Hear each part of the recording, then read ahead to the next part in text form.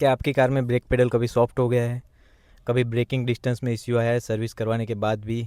तो वीडियो आपके लिए है, बने रहिए वीडियो के साथ। नमस्ते दोस्तों, मेरा नाम है रुतुल और आज हम डिस्कस करने वाले हैं ब्रेक ऑयल के बारे में, जो बहुत ही इग्नोर्ड टॉपिक है कार मेंटेनेंस के लिए। आज हम बात करेंगे ब्रेक ऑयल कब चेंज करना चाहिए, क्यों चेंज करना चाहिए और इसका रीज़न क्या है ब्रेक ऑयल चेंज करने के लिए करने का। वीडियो स्टार्ट करने से पहले एक छोटा सा इंसिडेंट हुआ था मेरे साथ, उसके बारे में डिस्कस कर लेते हैं। तो कुछ दिन पहले मैं कहीं जा रहा था और तो अचानक रास्ते पे कुत्ता आ गया था, तो मुझे ब्रेकिंग करने में इतना प्रॉब्लम हुआ कि मुझे डिवाइडर की तरफ गाड़ी लगानी पड़ी। रियलाइज़ हुआ कि ब्रेक जितनी आनी चाहिए उतनी आ नहीं रही, तो मैं मैकेनिक के पास गया। तो उसने डिस्क रोटर चेक किया, ब्रेक पेड्स चेक किए, तो कहीं पे भी कुछ भी इश्यू नहीं था। तो फाइनल रेक्टिफिकेशन ये निकला कि आपके ब्रेक ऑयल में इश्यू है, जो आपकी ब्रेक्स की लाइन है उसमें प्रॉब्लम है। आज मैं मुझे लगा ये इश्यू मेरे साथ हुआ है तो बाकी लोगों के भी साथ हो सकता है। हम जनरली DIY करते हैं जब भी हमारी ब्रेक्स वगैरह कम आती है तो चेक करते हैं, तो ब्रेक पेड्स चेक करते हैं, ब्रेक शूज़ चेक करते हैं, लेकिन ब्रेक ऑयल के बारे में कोई बात नहीं करता। तो आज हम इसके बारे में डिस्कस करेंगे। तो प्रॉब्लम कहाँ है, कन्फ्यूज़न क्या है? तो प्रॉब्लम ये है, किसी को पता नहीं कितने टाइम पे ब्रेक ऑयल चेंज करना चाहिए, पूरा का पूरा। ब्रेक ब्लीड करना चाहिए, कब ब्रेक टॉपअप करवाना चाहिए, ये भी बहुत लोगों को आइडिया नहीं है। अभी जनरली सर्विस पे ये सब काम करते हैं, तो ना तो 50,000 पे करना चाहिए, कितने टाइम पे करना चाहिए, ये हम आज डिस्कस करेंगे। और जब आप सर्विस करवाते हैं ब्रेक ऑयल आपका मैकेनिक टॉपअप करता है, तब उसकी प्रॉपर्टीज़ क्या है, कितनी है, अभी आगे चलेगा ये ब्रेक ऑयल कि नहीं चलेगा, ये सब डिस्कस करेंगे आज। तो उसमें ब्रेक ऑयल में क्या रहता है कि एक brake oil hygroscopic mud fluid होता है जो हाइड्रोलिक बेसिस पे काम करता है।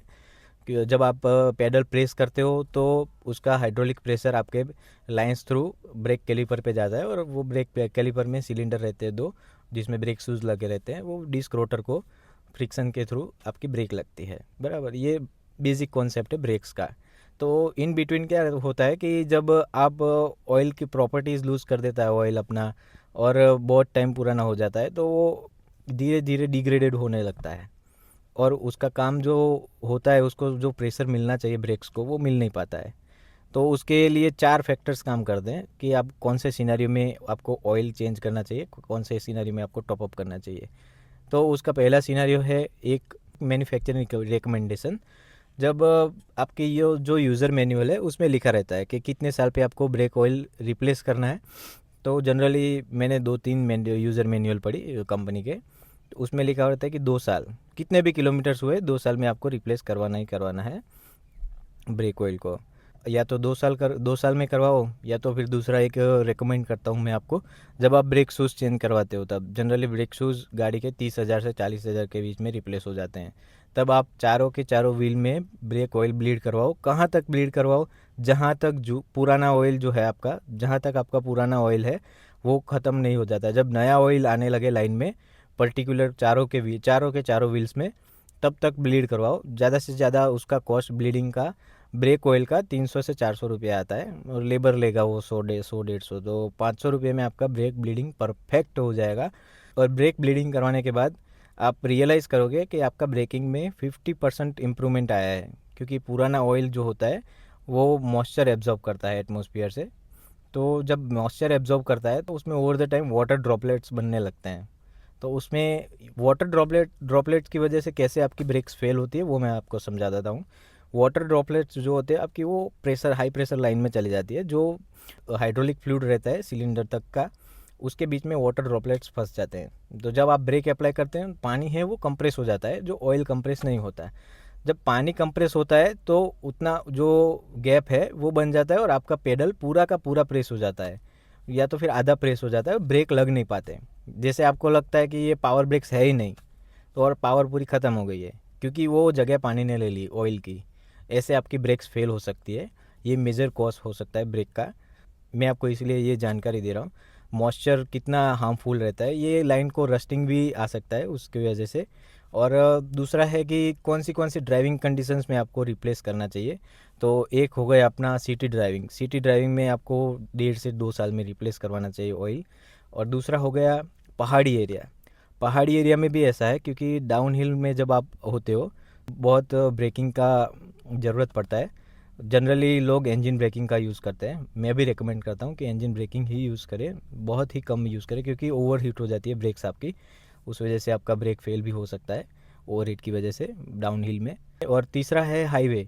हाईवे में आपके ब्रेक्स बहुत कम यूज़ होते हैं, तो हाईवे पर बहुत कम यूज़ होने की वजह से आप 2 साल में रिप्लेस करवा सकते हैं। और अभी जो कंपनियां हैं वो सर्विस में क्या करती हैं कि थोड़ा सा ब्रेक ऑयल आगे के 2 व्हील से ब्लीड करते हैं और उसको टॉप अप कर लेते हैं। ये भी एक अच्छी बात है, आप हर 10,000 किलोमीटर पे ये चीज़ करवा लो, थोड़ा सा ब्लीड करवाओ, उसके बाद टॉप अप करवा लो, तो जो पुराना ऑयल है वो निकल जाएगा जिसमें मॉइस्चर अगर ट्रैप हुआ हो तो, और नया ऑयल आ जाएगा उसकी वजह से, वैसे आपकी ब्रेकिंग इम्प्रूव हो जाएगी। चौथा है आपका ब्रेक फेड्स। आपके ब्रेक्स फेड हो जाते हैं ओवर द टाइम, उसका एक रीज़न होता है आपका ब्रेक ऑयल, क्योंकि यहाँ तक जो जो पैडल से हम अप्लाई करते हैं ब्रेक्स, मास्टर सिलेंडर से ऑयल का प्रेशर जाता है, लेकिन ऑयल क्या है अपनी प्रॉपर्टीज़ छोड़ चुका है, वो विस्कोस हो चुका है, तो धीरे धीरे क्या होता है कि पैडल हार्ड होने लगता है, और जो जितना फोर्स सिलेंडर तक, कैलिबर सिलेंडर तक पहुंचना चाहिए वो उतना पहुंच नहीं पाता है, उस वजह से भी एक ब्रेकिंग कम हो जाती है। ब्रेक ऑयल्स जो हैं वो 3 प्रकार के होते हैं, एक .3, एक .4 और एक .5.1।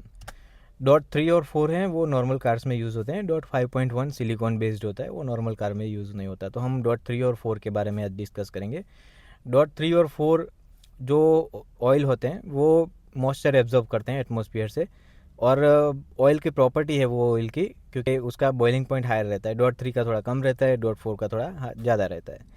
तो वो क्या करता है कि उसकी प्रॉपर्टीज़ में है कि हाइग्रोस्कोपिक ऑयल है वो, तो क्या करेगा जब आप ब्रेक अप्लाई करोगे तो उसके जो रिजर्वॉयर है उससे लेवल कम जाएगा, जब लेवल कम होगा तो उसमें वैक्यूम जनरेट होगा जिसमें एयर इनलेट होगा, एयर इनलेट होने के बाद वो मॉइस्चर एब्जॉर्ब कर लेगा, तो ऐसे मॉइस्चर ट्रैप होता जाएगा उसमें।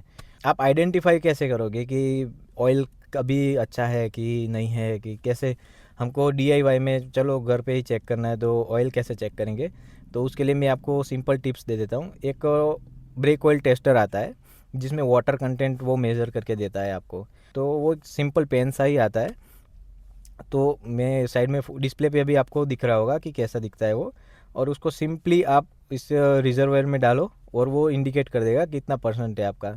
अगर 90% या 80% से कम है तो पूरा ब्रेक ऑयल आप रिप्लेस करवा लो। और इसको परचेस करना है वो टेस्टर को, तो लिंक आपको डिस्क्रिप्शन में मैं दे दूँगा। और चलो देखते हैं कि ऑयल आपको टॉपअप करना है तो कैसे करवाएंगे, कैसे, कौन सा ऑयल आपकी कार में आ रहा है, तो मैं आपको दिखा देता हूँ एक बार। तो पहले देखते हैं ब्रेक ऑयल रिजर्वर है कहाँ पे। तो ये रहा ब्रेक ऑयल रिजर्वर, जिसकी फीलर कैप आप खोलोगे, जिसमें ओपन क्लोज का इंडिकेशन रहता है। जैसे ही फीलर कैप आप खोलेगा आपका, तो उसके ऊपर लिखा रहता है कि warning use only .3 brake fluid from sealed container, clean the filler cap before removing. तो ये कंटेनर कैप जो होती है उसको क्लीन करना रहता है। जो ओवर द टाइम देखिए इसमें कितनी गंदगी लगी हुई है, और आपका लेवल चेक कर लेना है, जिसमें जो टेस्टर ट्यूब बोल रहा हूँ मैं वो इसमें लगाना है, और वो इंडिकेट करेगा कि कितना अभी आपका मॉइस्चर कंटेंट है ऑयल में, उस हिसाब से आप चेक कर सकते हैं। और हर फीलर कैप के ऊपर लिखा रहता है कि इस गाड़ी में कौन सा ब्रेक फ्लूइड लगेगा आपके, तो ऐसे आप चेक कर सकते हैं आपकी गाड़ी में कौन सा ब्रेक ऑयल लगता है, बराबर। The last factor of brake oil replacement, vehicle age. अगर आपका व्हीकल पुराना हो गया है, 10 साल से ज़्यादा पुराना है, तो उसमें ओवर द टाइम उसके मास्टर सिलेंडर की रबर्स जो होते हैं तो वो क्या करते हैं कि मॉइस्चर एब्जॉर्ब करने लग जाते हैं। तो अगर वो रबर सील्स वगैरह में मॉइस्चर एब्जॉर्ब होने लगा तो एक टाइम ऐसा आता है कि वो जब रबर्स होते हैं वो मॉइस्चर रिलीज़ भी करते हैं जब एटमॉस्फेयर आपका ठंडा रहेगा, तो वैसे भी आपके ब्रेक ऑयल्स की प्रॉपर्टीज़ डैमेज हो जाने वाली है। तो उससे अच्छा है कि हर साल आप ब्रेक ब्लीडिंग करवाओ, हर सर्विस पे ब्रेक ब्लीडिंग करवाओ, उसमें कुछ भी मैकेनिकल नुकसान लॉस नहीं होता, कुछ भी मैकेनिकल लॉस नहीं होता उसमें। तो वो भी एक अच्छी बात है अगर आप हर सर्विस पे करवाते हो तो। हर सर्विस पे मतलब कि एक सर्विस को छोड़ के एक सर्विस पे करवा सकते हैं। अगर आपकी गाड़ी एक साल में 20 से 30 हज़ार किलोमीटर चलती है तो एक साल में करवाओ, अगर आपकी गाड़ी एक साल में 10,000 चलती है तो 2 साल में करवाओ, उस हिसाब से आपको चेक कर लेना है। अगर आपको उसमें भी पता नहीं चल रहा है तो मैंने वो टेस्टर वाला आपको फॉर्मूला बताया, तो आप सिंपल 400 से 500 रुपये में आपको मिल जाएगा, मैं लिंक आपको डिस्क्रिप्शन में भी दिया है, तो वो वहाँ से आप परचेस करके वो ब्रेक ऑयल में टिप करके आप चेक कर सकते हैं। So now what is conclusion, then conclusion is हर सर्विस पे आपको ब्रेक ऑयल टॉप अप करवाना है, थोड़ा सा ब्लीड करवा के, एक पेडल जितना चारों व्हील में करवाना है। अभी आफ्टर मार्केट सर्विस वाले क्या करते हैं कि वो आगे के 2 ब्रेक्स में आप बोलोगे तो वो थोड़ा सा ब्लीड करके छोड़ देंगे। ऐसा नहीं करना है आपको। पीछे के ब्रेक्स में भी, क्योंकि यहाँ से वहाँ की लाइन का डिस्टेंस बहुत ही ज़्यादा है आगे की ब्रेक्स के कंपेरेटिव में, और आपकी कार में चारों व्हील में ब्रेक्स लगते हैं एज़ पर सिनेरियो। तो डिफरेंट टॉपिक है, हम किसी और वीडियो में उसके बारे में बात करेंगे कि कितने टायर्स में कब ब्रेक्स लगती है। हर सर्विस पे आपको टॉपअप करवाना है, हर 2 साल पे आपको रिप्लेस करवाना है पूरा का पूरा। कंटेनर खाली करके, कंटेनर क्लीन करके, चारों की ब्रेक्स में जब तक नया ऑयल नहीं आता तब तक ब्लीड करवाना है। अगर वीडियो अच्छी लगी हो तो वीडियो को लाइक करो, चैनल को सब्सक्राइब करिए। धन्यवाद।